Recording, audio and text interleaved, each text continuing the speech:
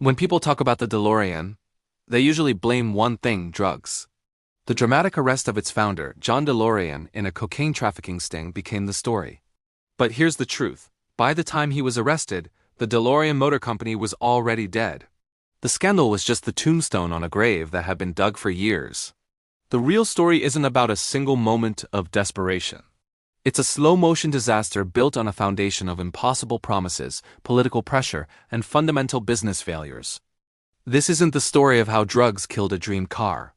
This is the story of why that car was doomed from the very beginning. To understand the failure, you have to start where the car was built. Dunmurry, a suburb of Belfast in Northern Ireland. It was the late 1970s, the peak of the Troubles, a period of intense political and sectarian conflict. Building a high-tech car factory here was unheard of, but the British government was desperate to create jobs and bring stability to the region. They offered John DeLorean an astonishing deal, over £100 million in grants, loans, and guarantees. In exchange, he had to build his factory there and hire a local workforce. The problem was, this workforce had virtually no experience in automotive manufacturing. They were shipbuilders, textile workers, and farmers, suddenly tasked with assembling a complex, futuristic sports car. The location itself was a logistical nightmare, far from the established automotive supply chains in England or Germany. Every decision was driven by political urgency, not business sense. The goal wasn't to build the most efficient car factory in the world. It was to create jobs fast. This put immense pressure on the company from day one. The government needed a success story, and DeLorean needed their money. It was a partnership built on mutual desperation, not sound economics. The factory was a symbol of hope, but it was also a ticking time bomb. The political compromises were just the start. The car itself was a series of engineering compromises. John DeLorean's original vision was for a revolutionary mid-engine sports car with a lightweight plastic chassis. It was supposed to be safe, efficient, and fast. But as development dragged on and costs mounted, that vision was chipped away piece by piece. The complex new chassis technology was abandoned for a proven, but heavier, design from Lotus.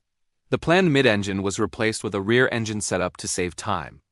And then there was the engine itself, the PRVV6. This engine, a joint project by Peugeot, Renault, and Volvo, was reliable but famously underpowered. It was designed for sedans, not sports cars.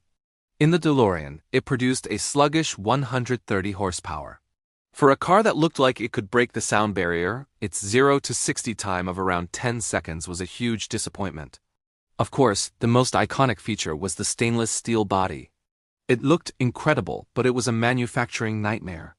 The steel was difficult to press into shape, leading to inconsistent panel gaps and quality control issues. It couldn't be painted, so any scratch or dent was a major, expensive repair. Workers in the factory, many of whom were untrained, struggled to work with the material. This rushed, compromised engineering meant that the car that rolled off the assembly line looked the part, but underneath the futuristic metal skin, it was already mechanically outdated the day it was launched. It was a shadow of the groundbreaking vehicle it was supposed to be. With a factory in the wrong place and a car full of compromises, the financial disaster was almost inevitable. Here's the most stunning fact. For much of its production run, each DeLorean cost more to build than it sold for. The initial target price was around $12,000. By the time it launched, that had ballooned to $25,000. That's over $75,000 in today's money. Rampant inflation in the late 70s and early 80s, combined with unfavorable exchange rates between the British pound and the US dollar, destroyed the company's financial model. On top of that, the quality was often terrible. Cars arrived at dealerships with so many problems that dealers had to set up quality assurance centers just to make them sellable. Doors didn't seal properly, electronics failed, and the famous gull-wing doors sometimes wouldn't open. All these repairs cost the company even more money. Every single DeLorean that was sold was actually pushing the company deeper into debt. John DeLorean had secured massive funding, but he was burning through it at an unsustainable rate. The company wasn't just unprofitable. It was structured to lose money on every single sale. It was a business model that could only survive as long as someone else was willing to foot the bill, and that wasn't going to last forever. If you're building an overpriced, underpowered, and questionably built sports car, the last thing you need is a global economic recession. But that's exactly what the DeLorean drove into. The car launched in 1981, right in the middle of a severe downturn. Interest rates were high, unemployment was rising, and a second oil crisis had made fuel prices skyrocket. People just weren't spending money on luxury items, especially not unproven ones. The DeLorean's target market affluent buyers looking for performance and prestige had better options. For the same price, you could buy a Porsche 911 or a Chevrolet Corvette. Both were faster, more reliable, and came from established brands. The DeLorean was competing on looks alone, and that wasn't enough.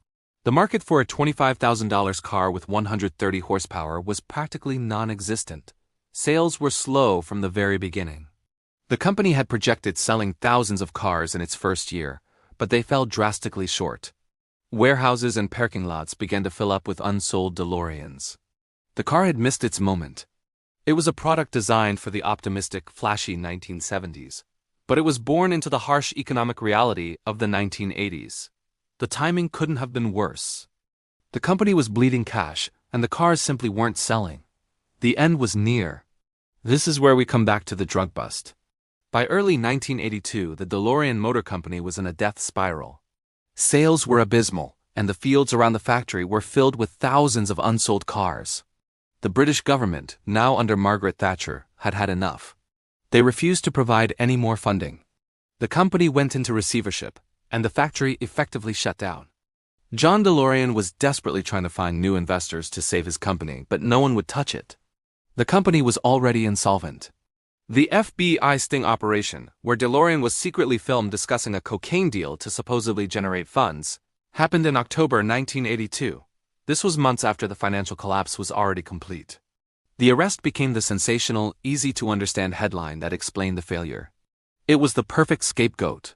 It painted John DeLorean as a reckless criminal who destroyed his own dream. He was later acquitted of all charges on the grounds of entrapment, but by then, it didn't matter. The public narrative was set in stone. The arrest wasn't the cause of the company's failure. It was a bizarre and desperate final chapter after the story was already over. It provided a convenient myth, one that has overshadowed the real reasons for the collapse ever since. So the DeLorean didn't fail because of drugs. It failed because a charismatic vision couldn't overcome the harsh realities of politics, economics, and basic manufacturing. It failed because it was built in the wrong place by an inexperienced workforce. It failed because it was an engineering compromise that couldn't deliver on its futuristic promise. It failed because it cost more to build than to sell, and it launched into a market that didn't want it. The drug scandal is a dramatic footnote, but the real story is a cautionary tale for any entrepreneur. A great idea and a beautiful design are not enough.